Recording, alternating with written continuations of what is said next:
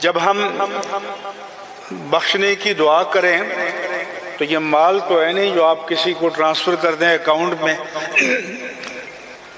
یہ تو اللہ کی بارگاہ میں دعا ہے، التجا ہے۔ اور اللہ فرماتا ہے کہ مومن کا کام یہ ہے کہ وہ ان سارے مومنوں کے لیے دعا مانگے جو ہم سے پہلے ایمان کے ساتھ چلے گئے۔ شرط کیا ہے؟ ایمان۔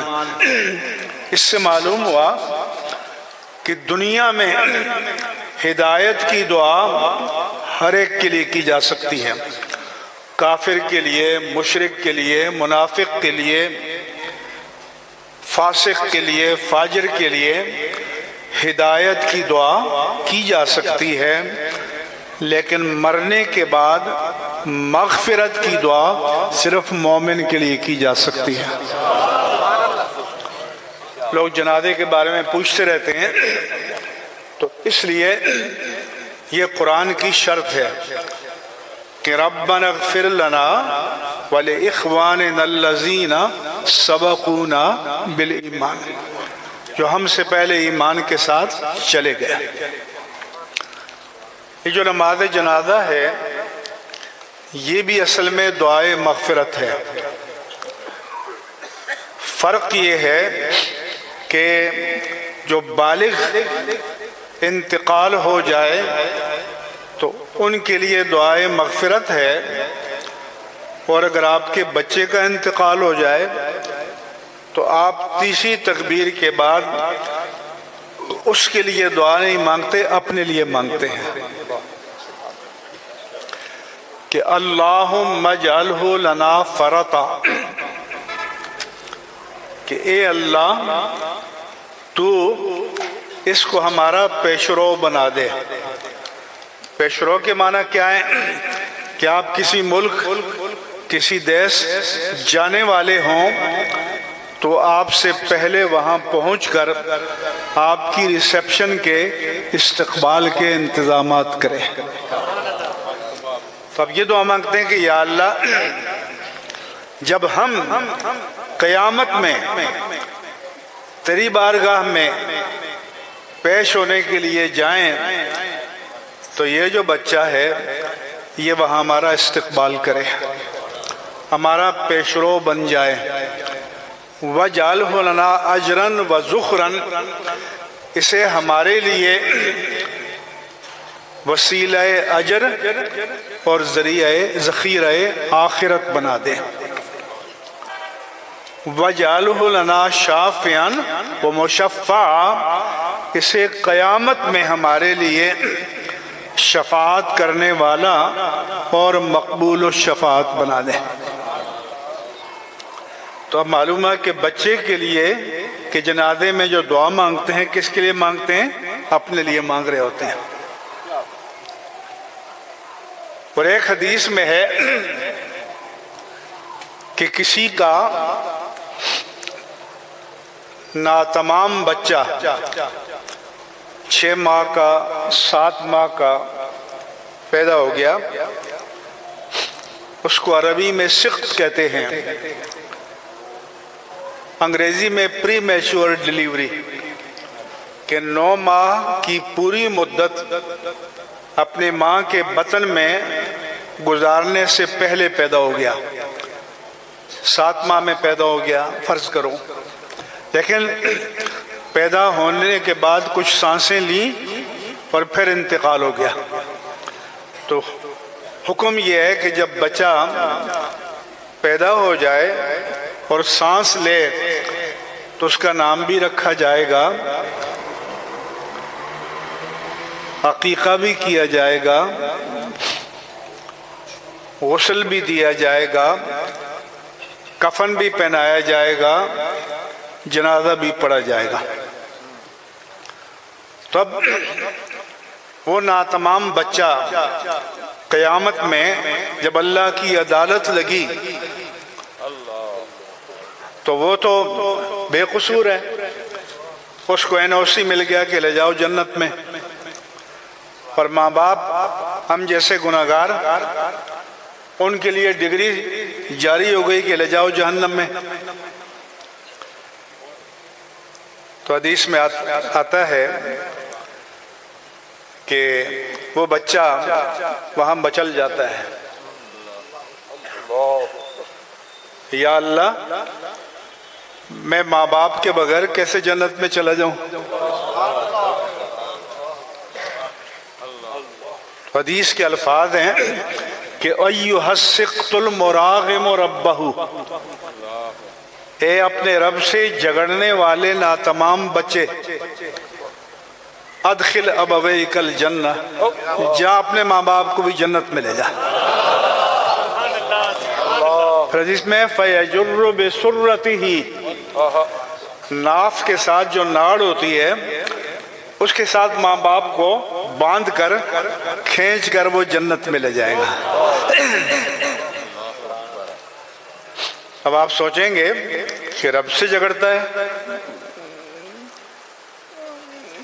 تو یہ جھگڑنا جو ہے یہ سرکشی کا نہیں ہوگا، یہ اس کی رحمت پہ ناز کا ہوگا۔ کبھی آپ نے کسی ننھے سے بچے کو دیکھا ہوگا کہ ماں اس کو دھتکارتی ہے، وہ ماں کو تھپڑ مارتا ہے لیکن اس کے سینے کے ساتھ چپکتا ہے، ماں دور کرتی ہے اور وہ چپکتا ہے۔ کیوں؟ کہ اس بچے کی فطرت میں یہ ہے کہ میرے لیے کوئی جائے امان ہے تو ماں کی گود ہے۔ تو وہ بچہ ناتمام اللہ سے جو جھگڑے گا تو یہ سرکشی کا نہیں ہوگا، یہ ناز کا ہوگا، اس سے اللہ کی رحمت پر ناز ہوگا۔ ایصال ثواب یہ اسلام میں مشروع ہے، جائز ہے، اس کا حکم ہے۔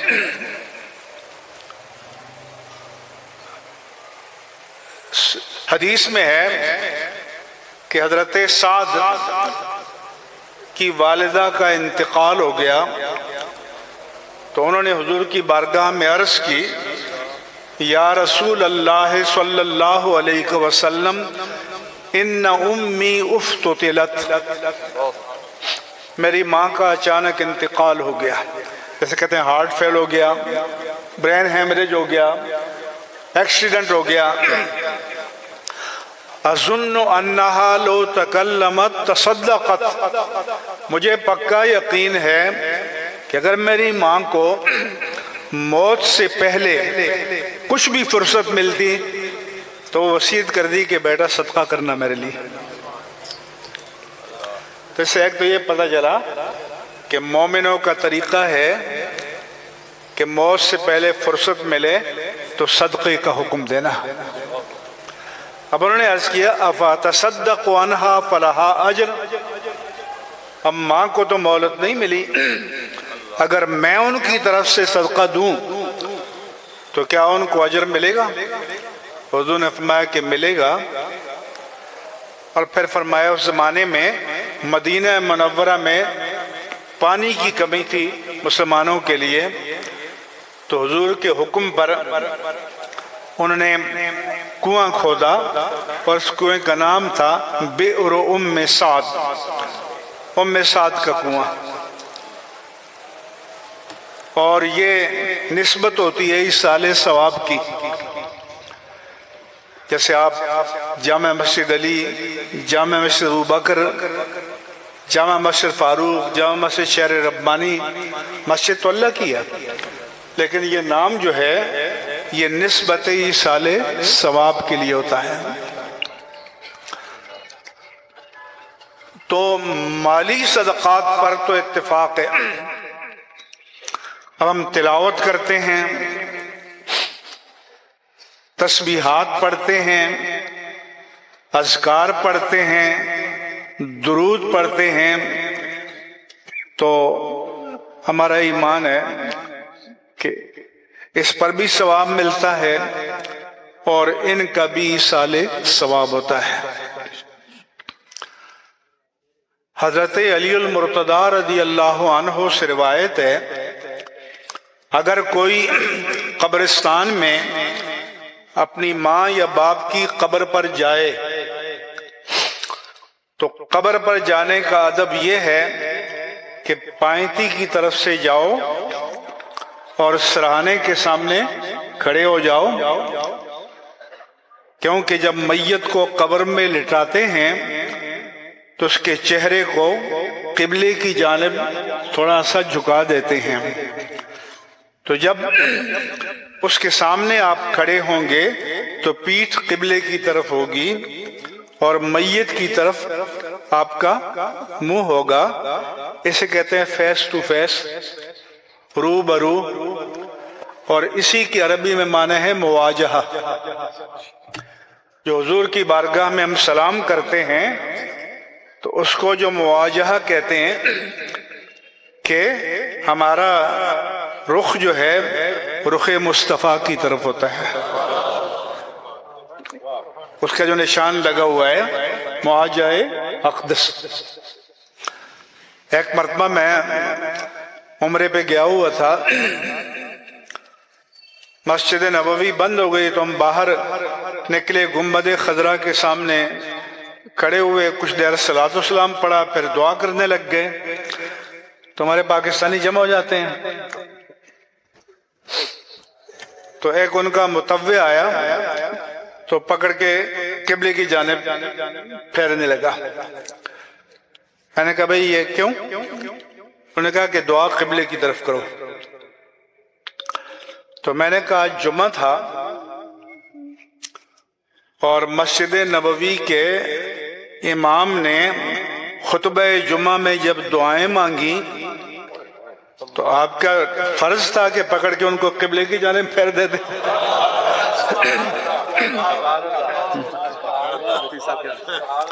لیکن آپ نے نہیں پھیرا۔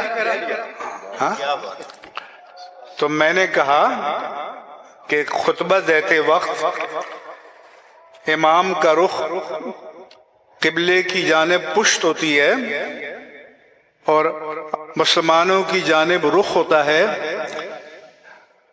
مسلمانوں کے احترام میں۔